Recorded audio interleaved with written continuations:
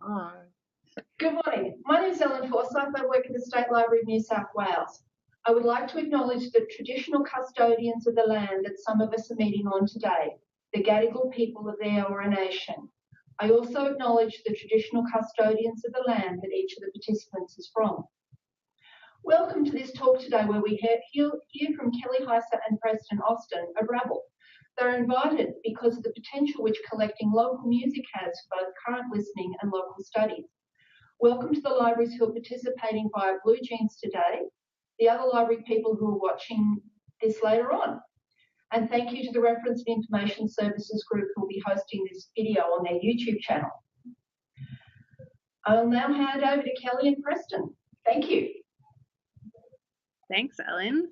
I'm Kelly. I am Rabble's CEO and co-founder. I'm Preston. I'm Rabble's Chief Technical Architect, and we are coming in from Madison, Wisconsin. That's right. What we'll do over the next 45 minutes or hour is give you a little bit of background information about both our company, Rabble, and our platform, Musicat. And I'll talk you through that information, and then I'll hand things over to Preston to give you a demo of both Musicat's public-facing sites and the administrative tools that are currently available in Musicat. So, Musicat is something that Rabble develops with library partners. So I want to start by talking about our library partners who are making Musicat happen today. Our first partner was Madison Public Library in the city we're in. We are a music library with them and launched in 2014. And our next partner, we launched Capital City Records with Edmonton in the summer of 2015 and really expanded the functionality of the platform with Edmonton. So most of the administrative tools that you'll be seeing today originated with the build for Capital City Records. We have since built sites with Seattle. Seattle's Playback launched earlier this year in August. And with Nashville, we built Boombox, which launched in October. We have projects planned with the library in Portland, Oregon, and with Omaha. And both of those projects will be launching over the next few months, so look out for those. We're in talks with many more libraries across North America and the world, and we're definitely excited about the possibility of working with folks in Australia on the other side of the globe. So we're happy to talk to you guys today. Rabble itself is a lean entity. It's myself and Preston and our technical lead, Bill Blondo. We have a great network of other developers in Madison that we can also draw on, but our core team is the three of us. We function as a company on principles of both transparency and trust. So we found that public libraries are pretty trustworthy institutions, and we want to act the same towards our partners. So we'll be really upfront with you about what we can and can't do, what we want to prioritize with the application, and what our sort of roadmap is for development moving forward. That's because Musicat really is still a work in progress right now. It's an application that's really beginning to solidify now that we've worked with 4 partners. And so things are getting a lot more streamlined, but we are adding new functionality all the time. And libraries are coming up with great ideas for new functionality all the time. And so we want to be really upfront about how we're managing that process with all of our partners. So what's coming up for Musicat over the next year, roughly? We are in the process of building a lot of new administrative tools, and that's happening through the end of this year and into the spring of 2017. So the admin tools you will see today, you should sort of take as a baseline for the functionality that Musicat will include within the next few months. Early 2017, we're also planning a rewrite of the application with 2 goals for that, really. One is to improve the performance of our sites, and the other is to facilitate outside development. So, for example, we have several developers on staff at Edmonton Public Library who are really interested in being able to work with our API to extend our application's functionality. And and the app as it exists doesn't make that super easy to do. So we want to facilitate that kind of collaboration. And so that's going to be the other main goal of the rewrite next year. We're planning to bring on up to 10 additional partners through the end of 2017, and we're on track to do that right now. So that's what we expect our growth to be next year. And so we'll bring those folks on as partners, and as part of the process, we're working towards a beta subscription service of Musicat that we're planning to launch towards the end of next year, of 2017. So that'll be a sort of come to the website and sign up service. It's a little less involved than the partnership process that we have right now. We, along with that subscription service, will be releasing an open source package of our software so that any library can add functionality to our tools and use our code to build their own sites. So all of our agreements with libraries include an agreement that all of the code that we write is open source. So that's a quick summary of kind of who we are, what we're about, what we're planning to do over the next year. So with that, I will hand things over to Preston, and he'll walk you through how Musicat works. Hi, everybody. I'm Preston. I'm the chief architect again at Rabble. So I designed this thing, and everything wrong with it is my fault.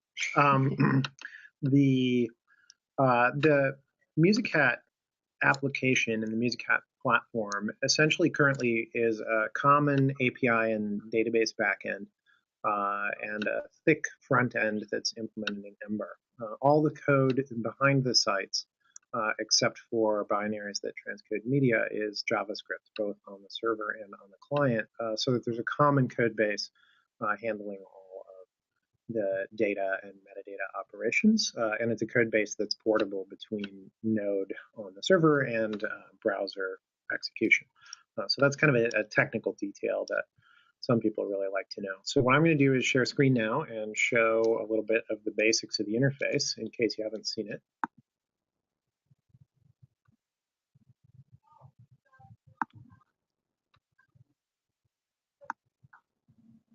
All right, so in a good and generous world, you are seeing a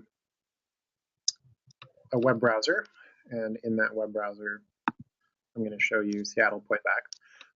And so the site, when you get to it, has a marquee up at the top that allows a variable presentation of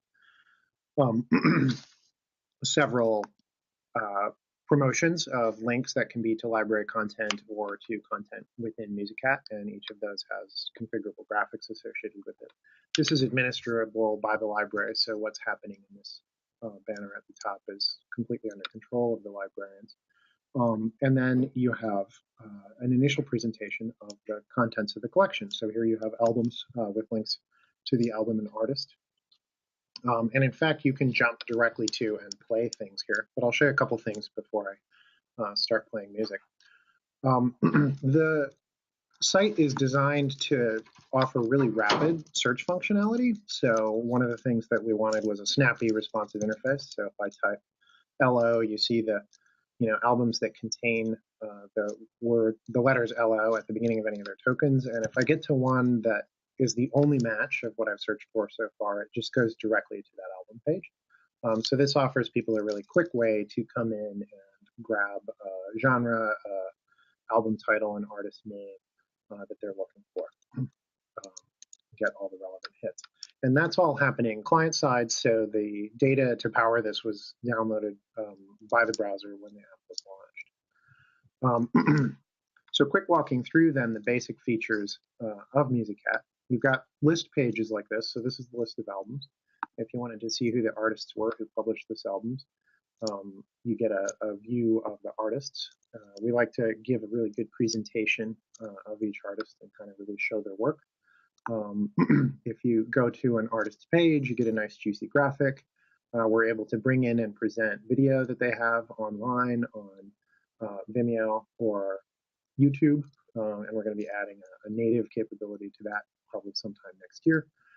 There's an open formatable text field that can contain links, which is a description of the artist, and then they can have an arbitrary number of links to their presences on the web. And then usually one album, sometimes more than one album that they have on Musicat is linked from the artist page. So I'll jump over to the album here. The album pages are configurable, so different Musicat instances have different depth of metadata associated with the album. So for example, the playback pages right now kind of split the data between the album and the artist page. On Yahara Music, more of the information is presented on the album pages. And in here you get the basics that you'd sort of expect, a list of tracks, the ability to play any of the tracks, which I will now do. So playing music.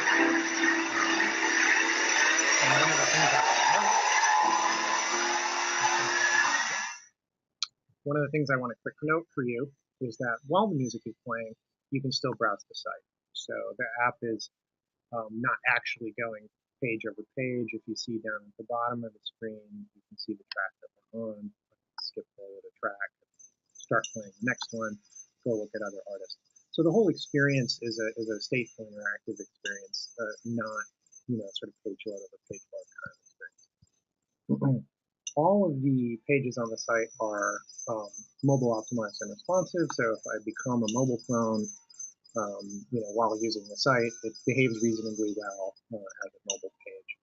And you can see the layer is now a little tiny bar down at the bottom. So I think I covered most of the basic features. A couple of significant issues in terms of how this functions for libraries is that you can download music as a patron. So we authenticate against libraries backend, usually using SIP, but we can implement other protocols. So if I wanted to download a copy of this track from this album, that requires a library card over at Seattle. So I will grab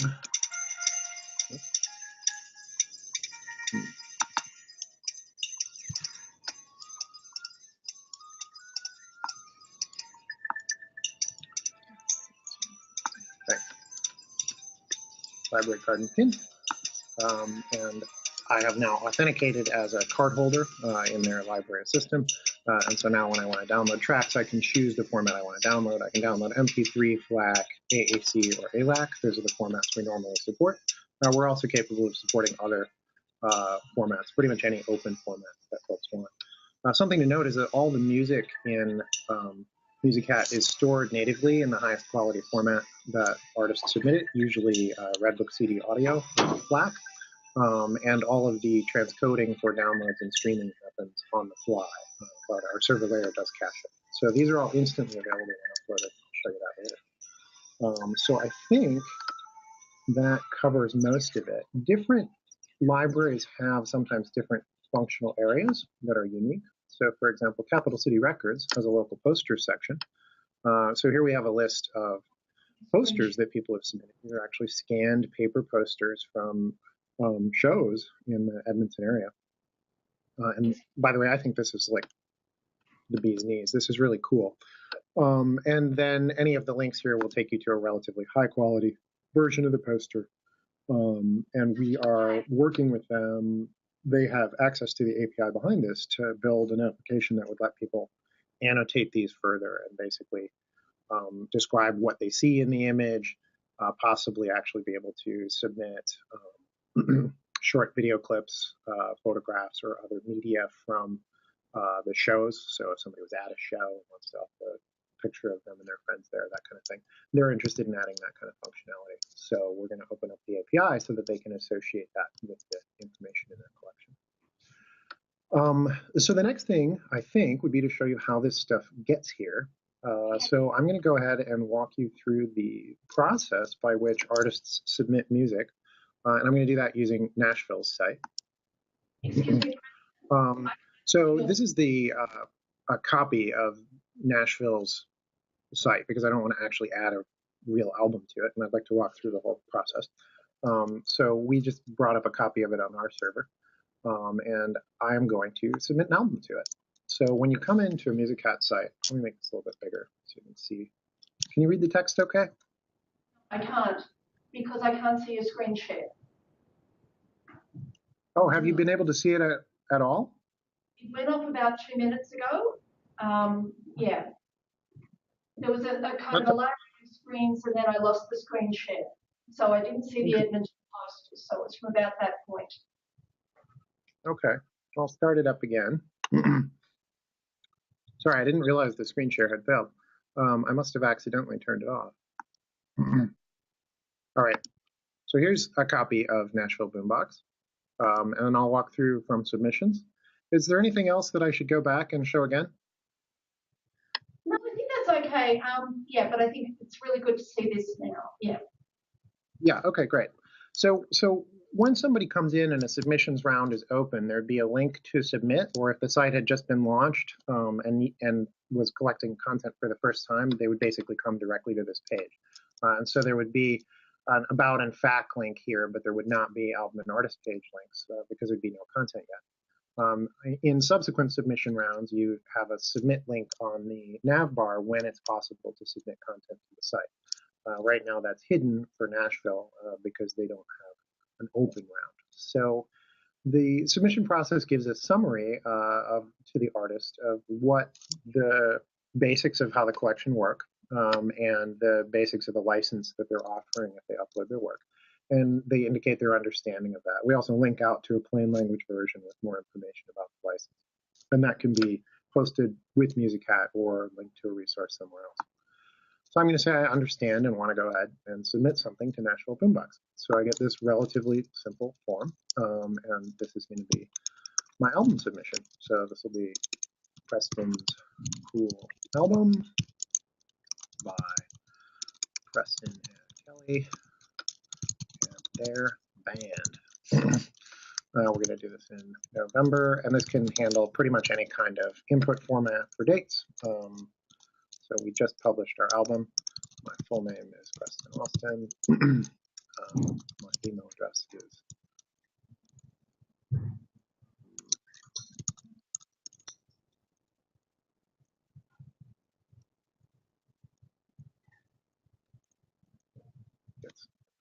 there's a configurable list of genres here, so this is it doesn't have to be the same for everybody. And actually, these questions about telling the jury about my band or my relationship to the local music community or while I'm playing, these are also configurable. So you don't have to have exactly the same fields on this form, although this is pretty much what everybody has done so far. So we are software developers. That's how we're connected to the musical community. And I'll leave the section about how we've been playing out blank because we really don't do a lot of shows. Now, the artist is now able to upload representative tracks. You can put a limit on how many they can upload. Nashville has a limit of 1. So the first thing I'm going to do is I'm going to select a few audio files and 2 graphics, and I'm going to drag them over here. Oh, actually, I guess the limit was set to 3. So what it did was it blocked the graphics and accepted the audio files. So this is now my submission. If I try to load too many things, it should block me, which it does. It says you've uploaded 3 tracks. You need to remove some to upload more. And as an artist, if I want to know that my upload worked, which we've discovered everybody wants to know, and if we don't give them a way to test, they ask, I can immediately check to see that my audio plays well from the system. And if there are any issues, then I can contact the librarian and negotiate. But this system works pretty well, so the vast majority of formats people upload, we can just handle this. So I'm done as an artist. I've finished the submission, and it's going to send me to a thank you page on the site, and it will actually email me a thank you. So I have here an email from Nashville Boombox that says your submission has been uploaded. We'll be back in touch if you get selected. So now I'm going to show you what the library sees.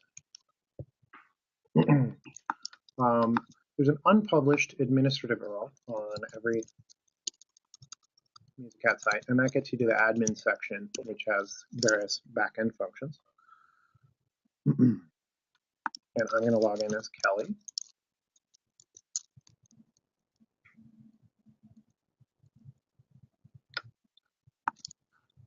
and go to the jury section. Kelly has full access to all the sections, which include reporting. So this reports on activity of the site, who's been streaming what, not individually identified, but how many tracks per period, how many downloads, which albums are being played, etc. But the most important thing to look at here is the jury, because that would be the next stage in the submission process. And so the jury section is divided up into a set of cues that show the status of things on the left, a set of operations on the right that are things a juror can do. And as an admin, I can act as a juror, but the librarians who run the site can invite community jurors in who have only the right to use this interface. So basically, they can come in and act on this, but not on any of the other sections of the site.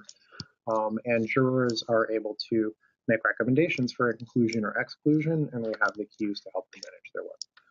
So the first thing that I'm going to do is I'm going to take this test here, and I'm going to flag it and say that it's a test. So I'll say I'm Kelly.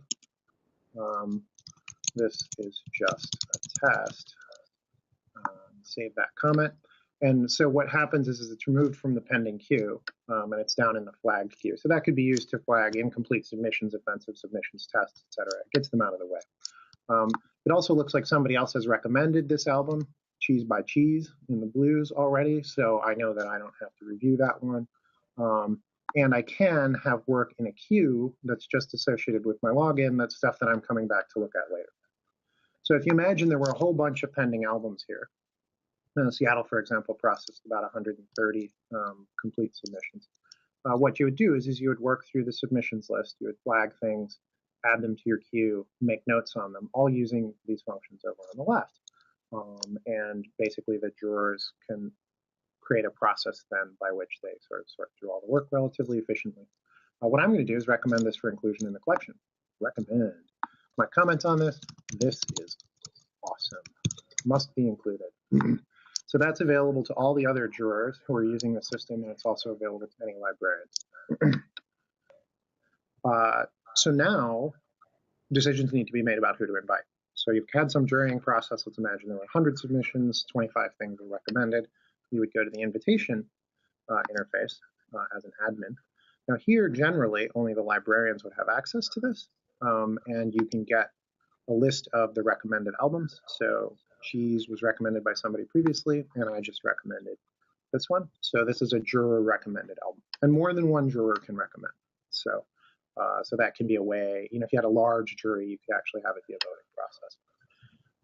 So here you see the submitter email.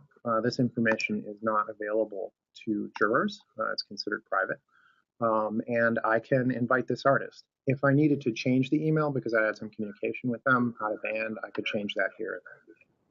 So I'm going to invite Preston and Kelly to finish their submission. And I should go through the features, but basically it represents everything I submitted on the form, and the jurors can play this music. So I'm going to invite us. So it says, okay, we sent the invitation email. So I'm going to go back over to my email because I'm the artist. And I've got welcome to Nashville Boombox. So this is a considerably longer email.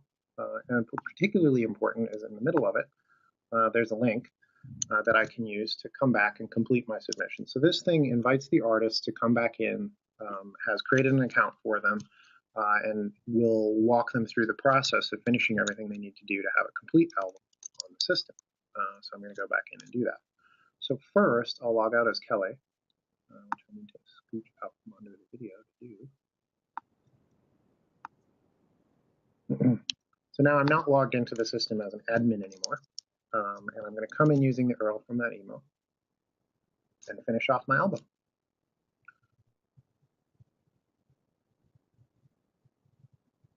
So to keep situated in the process, because I realize it can be a bit confusing to watch this sort of thing, I am now the artist in my second interaction. I've come back another day after being invited, and I'm being presented the information that I already gave, plus I'm able to add some more information to my submission and change anything that I didn't like. So first I can add tags to my music now, which wasn't on the initial submission form. So I'm going to say bad, kind of noisy, because, Kelly and my band, again, we're software development. I mean, really, our music is not good. Kelly actually is a musician, but she has to contend with me when playing in the band. We can now add a banner image that describes us as an artist. So you can just drag a file to it. So this is our banner image that describes us as an artist, and you can select a thumbnail. You don't have to do this. This is what would show up in lists. So we like to be kind of cool. So we're going to be a bit on the nose about it, and that's going to be what shows up in lists. That can be much more important for some art than others in terms of displaying things. We could at this point add a YouTube URL or an artist's website. I will add our major website, and you can add social media URLs.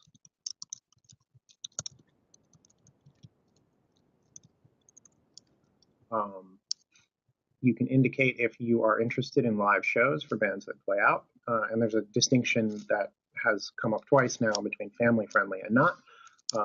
So we're both available for adult performances and family-friendly events. And then we can turn in voluntary demographic information. This information, again, is never made public on the site, but is used primarily to help librarians evaluate and seek coverage that's consistent with their collections policy. So if you're trying to make sure that you have, representation across gender, ethnicity, you might want to do it across geography, which you can do with postal code fields. This helps you do that. So we're going to offer more and more reporting on this information. Now, as an artist, I can save and continue to album. So this process is wizard-like. You'll also notice I have links over on the left. You can jump directly to these, but it won't let you do things in advance of when you can. So again, this is a November album. I am going to upload cover art for our album. I got the genre wrong, so I'll change it. It's really more instrumental. It's just kind of noise, really. And at some point, I speak Dutch on the album, so we'll add that as a language. Save and continue to upload tracks. This was a terrible version of this track, so I'm going to get rid of it. We don't really want that on our published album. I'm going to add the Say What track.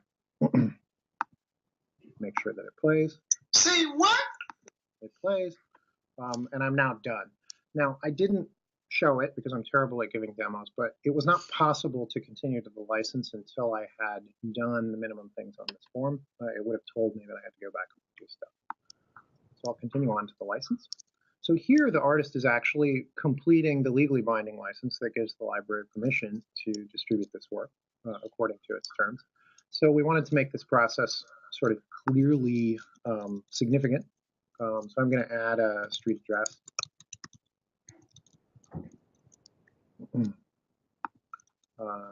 Whether or not this includes phone number is optional, library configurable. Oops.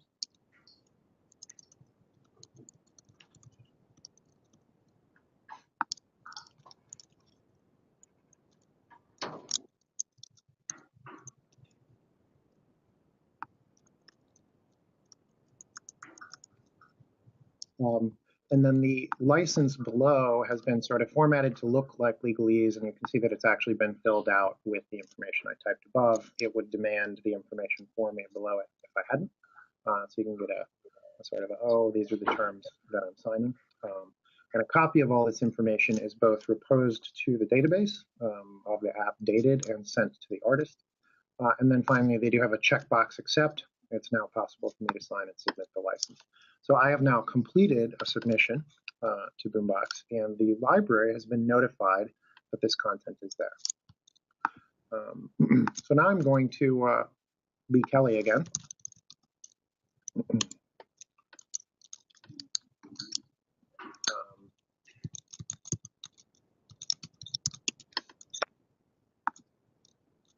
And review and publish albums on this site. So right now, one of actually the weaker problems that we have with the site is that the review and publish interface does not show you just the new stuff. So what did I call our album? You can search for Kelly and Preston. Preston and Kelly, the artist name. There we go. So that's actually something we need to fix, is to provide some order to this queue, because everybody's in their second and third submission round. But essentially, the librarian can now come in and they can edit the artist information, the graphic. Let's say that they thought that the choice of thumbnail selection was really no good, and so they wanted the eyeball or the cat instead. So you can essentially override at this point if there's anything that you don't like or anything broken. You can save those changes, or you can save and publish those changes. I'm going to save and publish those changes. So the record has been saved and the record has been published. Those are independent confirmations. And then I'm going to go to the site and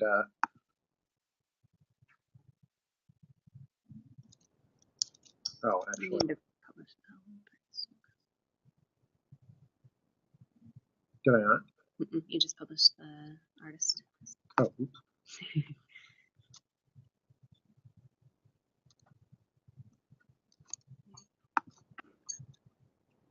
Good call. Artists are published independently of albums, because you can have more than one album for an artist, or in theory, no albums for an artist.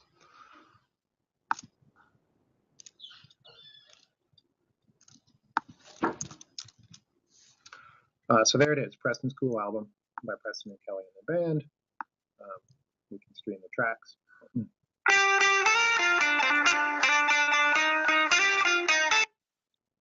And that, in a nutshell, is all of the out in front of the interface tech driving Musicat at this point. Some things that are happening behind the scenes, again, that I've alluded to during the presentation. This front end is an Ember application, and that Ember application includes both all the administrative functions that you saw today and all of the front end patron-facing functions of the application.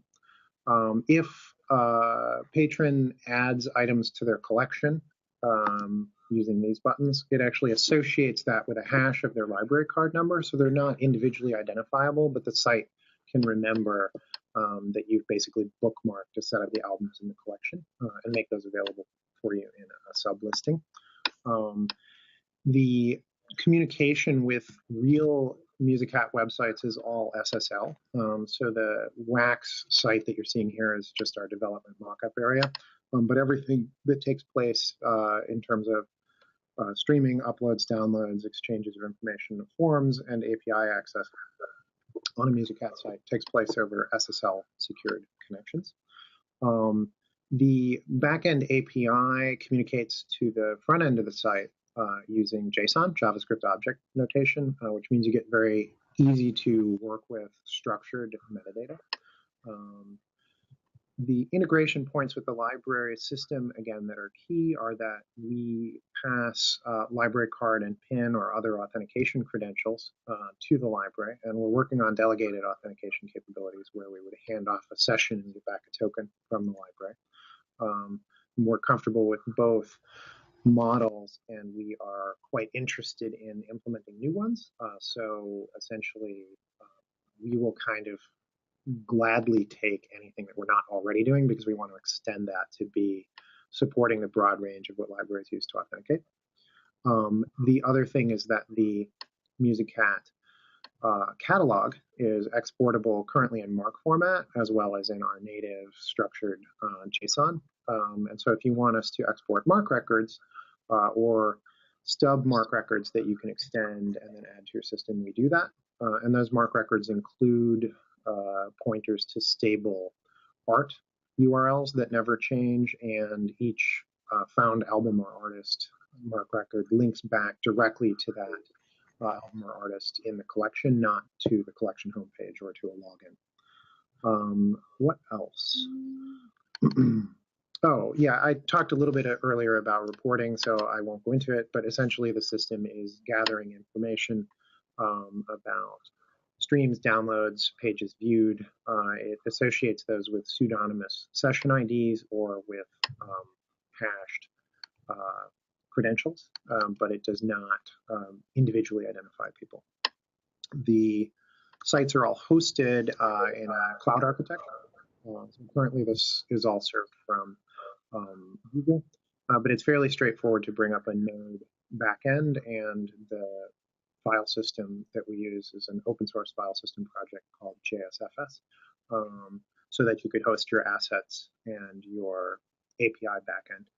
Currently, we do media transcoding with transcoding services from a company called Murphy, but when we get to the standalone version that we're going to be shipping under open license next year, we will have all the basic media transcoding operations built into the standalone version, so it won't have a dependency on a transcoder. You can operate without a transcoder, but you then have to require artists to upload formats that browsers are capable of playing. I think that's the bulk of it.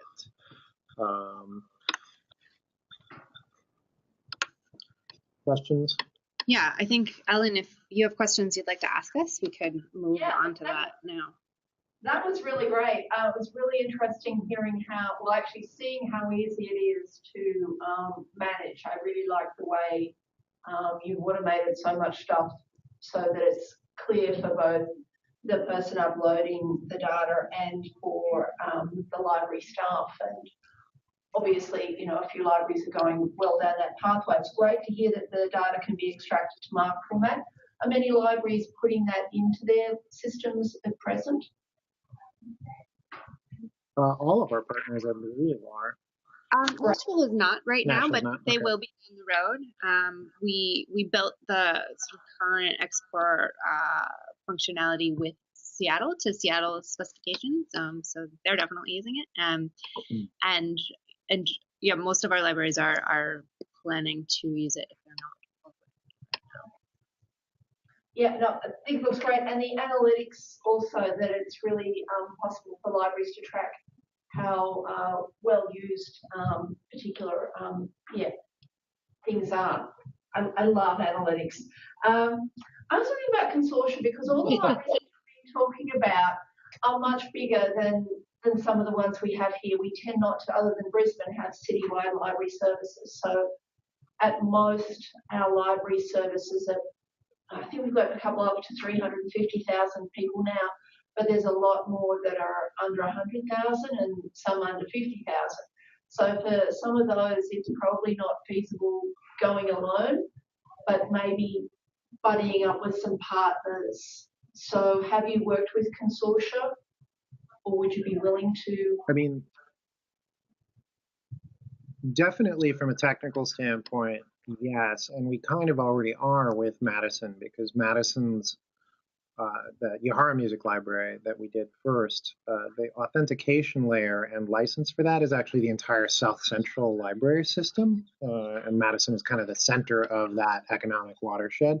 And so there we are actually already doing kind of the shadow of a consortium-oriented site. And I'll also say technically that the collection metadata formats and internal kind of authority description formats sort of take into the account the idea that you might have an authority with more than one collection or more than one authority associated with a collection. So we're geared towards doing it. What we're not well geared towards doing would be having multiple custom presentations of a consortium collection. And I will say, while we haven't sort of worked formally with a consortium, we are in talks with several libraries in the States who are interested in implementing a Musicat collection as a consortium. So I expect to work with at least 2 consortia in the States over the next year. And I should mention, I think maybe we didn't make this clear, but it's actually part of our mission as a company that every library that wants to have a local collection be able to do so. So that the sort of high-level roadmap that we're building is one that hopefully gets to a point where, regardless of the size of the library or community that it serves, that there would be an appropriate level of entry. And, that would probably need to involve, grouping together in order to make the economics work, the smaller entities, or working in a freemium model where we have a sort of a less supported version of the software that has the features, but leaves kind of more of the building up to the user. And we think we'll be in a pretty good position for much of that across the next 2 years. Okay. So how do the fees work? Is it kind of like, do libraries subscribe to payment with annual fees? Is there a one-off payment? Yeah. Sure. Right now, there's a one-off startup payment for setup, because in our current system, that's still a significant amount of work for us to set up a new site, although we can do it fairly quickly these days. And then we have a population-based subscription pricing structure, and I'm happy to send you the details of that as a follow-up. And then we are sort of breaking out customizable pieces. So we would work with you in advance if you really knew that you wanted us to build some particular tool that we knew was going to be a significant amount of work. We'd work with you to sort of price out what that custom development cost would be. And